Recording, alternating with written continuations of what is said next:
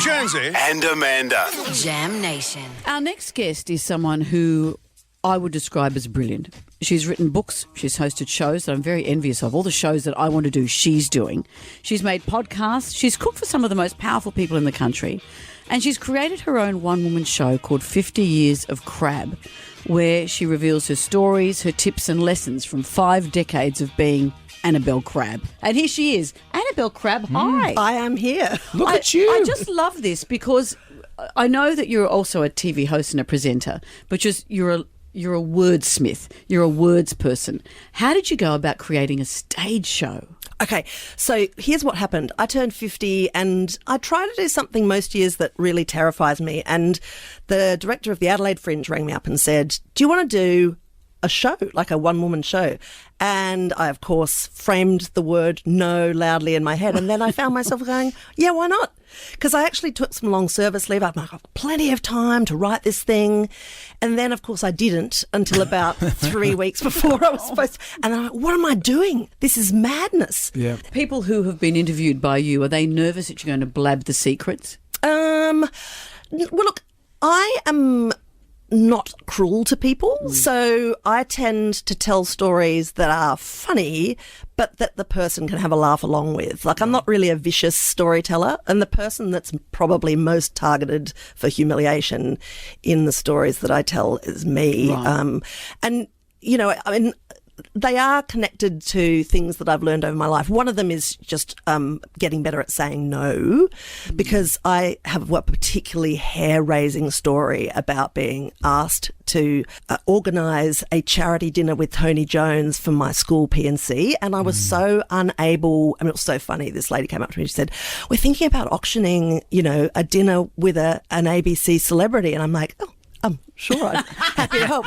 And she's like, so can you ask Tony Jones? And I'm like, my terror of asking Tony Jones to come and like have dinner with totally random primary school parents from a school that his kids don't even go to, giving up one of his few nights off, was sort of like absolutely equal to my terror of saying no to I mean, you know what these P&C mums are like. They are A-type, man. You can't disappoint them. And did you go through with it? Mate, I did this incredibly unwieldy thing where I wrote to Tony Jones and I said, look, here's the situation. They've asked me to do this. I'm not going to ask you to do this. What I'm going to do is I'm going to pretend that I've asked you.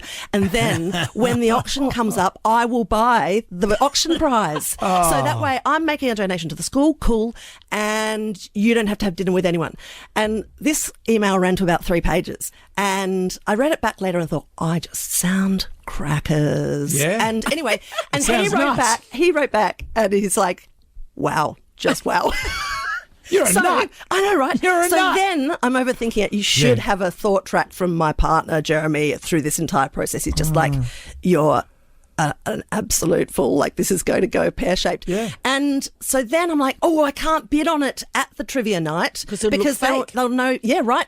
So then I recruit and buy a ticket for the trivia night for my friend Duncan, who's childless at that point. And he's going to bid. So he's bidding, right? What I haven't factored in is that drunken Duncan then just jumps in when the bidding starts. He's going crazy. Like, he's bidding against himself.